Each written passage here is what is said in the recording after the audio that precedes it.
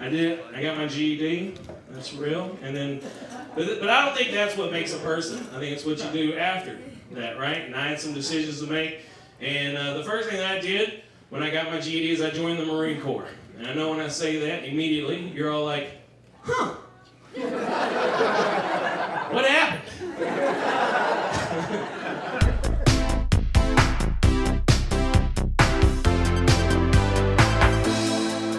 Yeah, man, I got fat.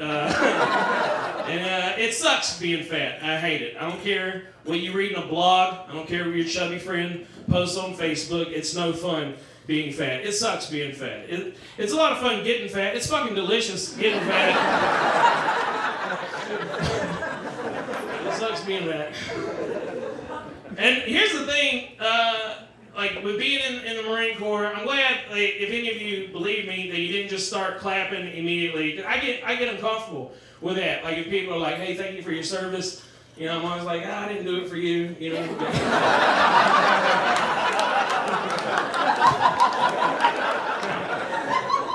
Sorry, man. I was 18 and had a GED, not a lot of options at that point.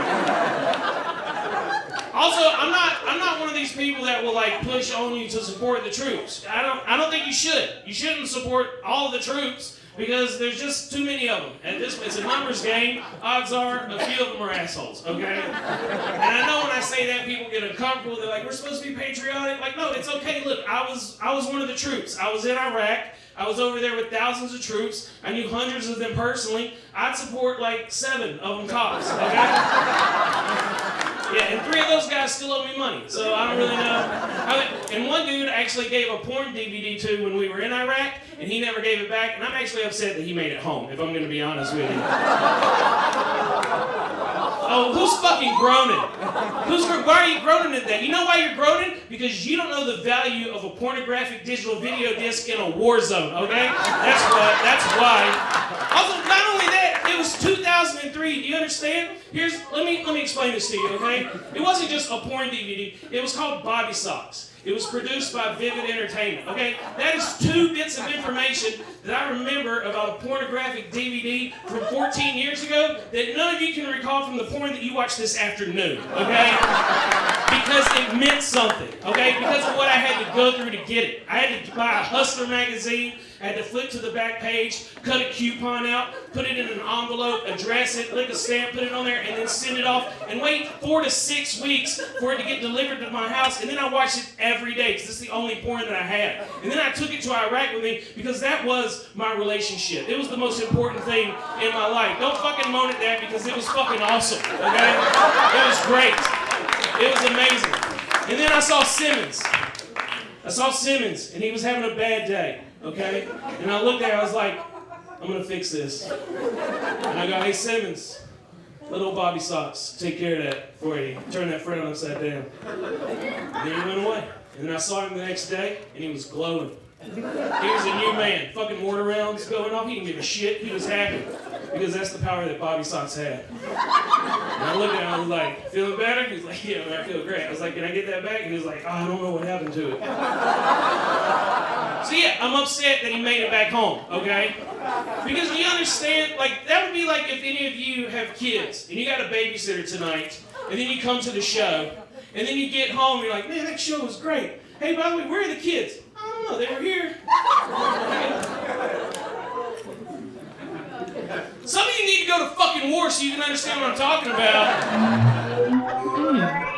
I was a gunner too. Like I used to shoot shit up. Like, yeah, I was the only female in my battalion qualified on every weapon. Yeah, thank you.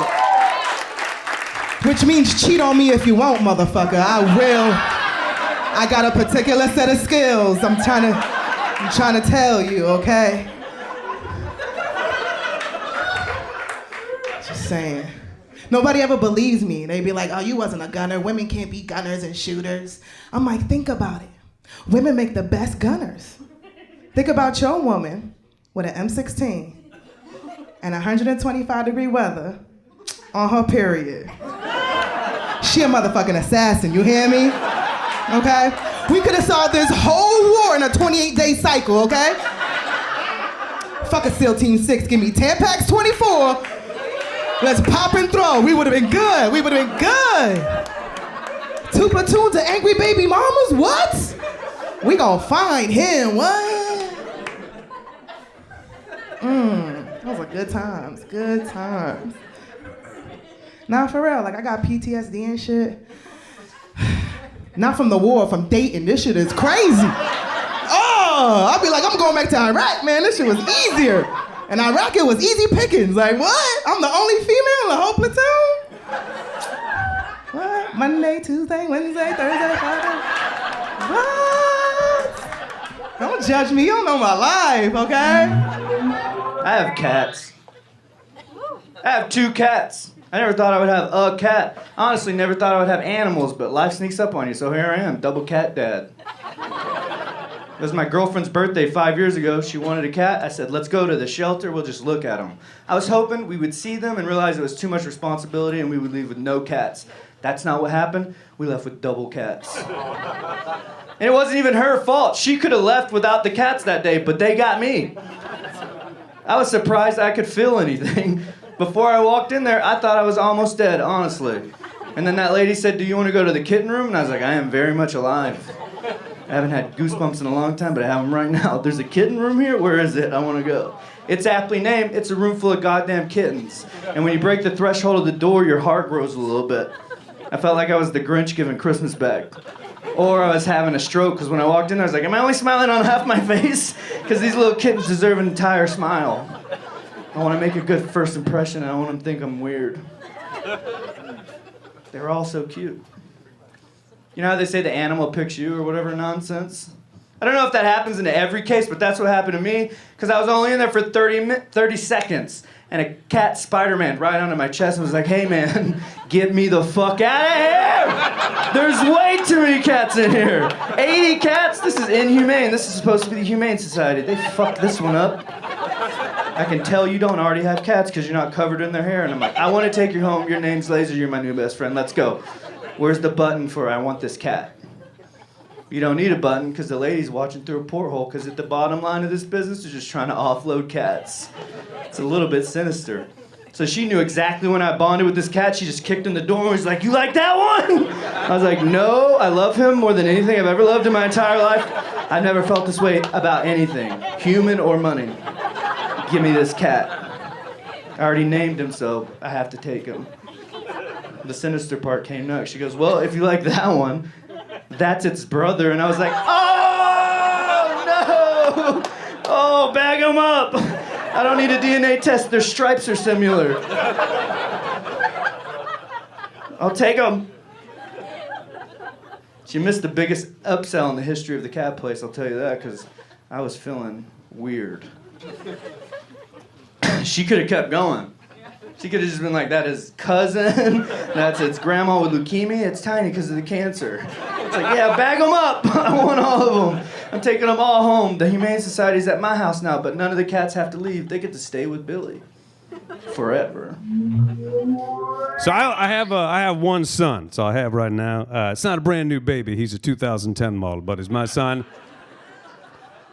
Well, life moves fast. I'm trying to teach him some things. I'm teaching him manners too. So I'm trying to teach him things like life lessons and such. Now, before I tell the story, I should preface this by saying that before I was a comedian, I used to be in the Marine Corps. That was my job before I did this. And I usually tell people that I was in the Marine Corps, and then they tend to look at me like, look, man, don't take this the wrong way, but you don't look anything like a Marine.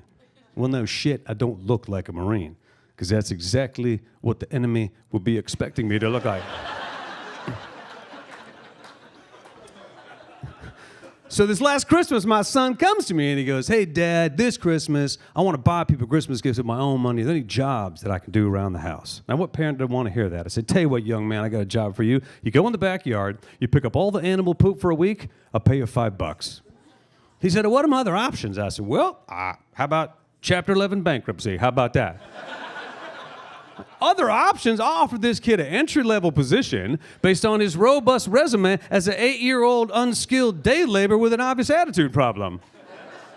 He said, I don't like to pick up poop. I'm like, do you think I enjoy it? Have you ever come home from school and say, Dad, why are you so happy? Well, son, the dogs have diarrhea and I'm living the dream here, buddy. And I know he was 8 and he gets frustrated because the only way he earns money is when teeth fall out of his face. I understand. He lost a tooth recently and he came to me and he tried to negotiate the street value of the baby tooth with me. He said, you know, hey, Dad, I heard that my buddy Dean just got $5 for his tooth. I said, the only way you're going to get $5 for your tooth is if you drop it on the ground and the dog swallows it, and then you go in the backyard, you pick up his poop. We bought our house, nice neighborhood. Actually, we moved into a nice neighborhood because my wife wanted to, right? I was a little scared because I watch a lot of Dateline. No, because I don't know if you guys are familiar with Dateline 2020. Like the start of every show, it's always like some nice sounding neighborhood, right? It's always someplace like Niceville, Florida, or Pleasantville, Montana, or Black people never lived here ever, Wyoming. You know, it's like.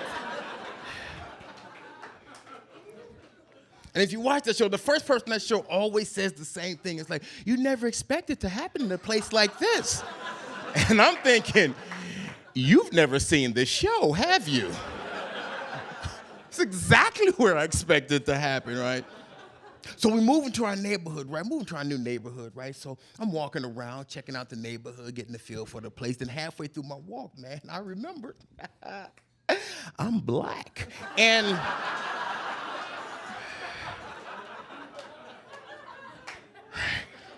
so I'm walking around, I'm like thinking somebody's gonna call the cops. Because right, not one day goes by when somebody just comes to me and just says, hey, I wouldn't want to meet you in a dark alley.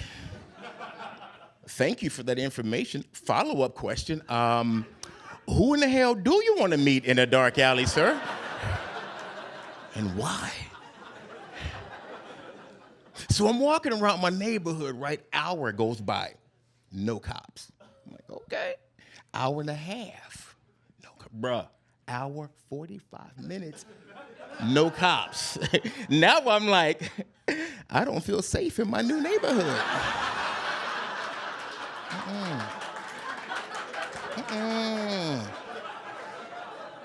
No. Any neighborhood lets me walk around now willy-nilly, I don't think that's a neighborhood I want to live in.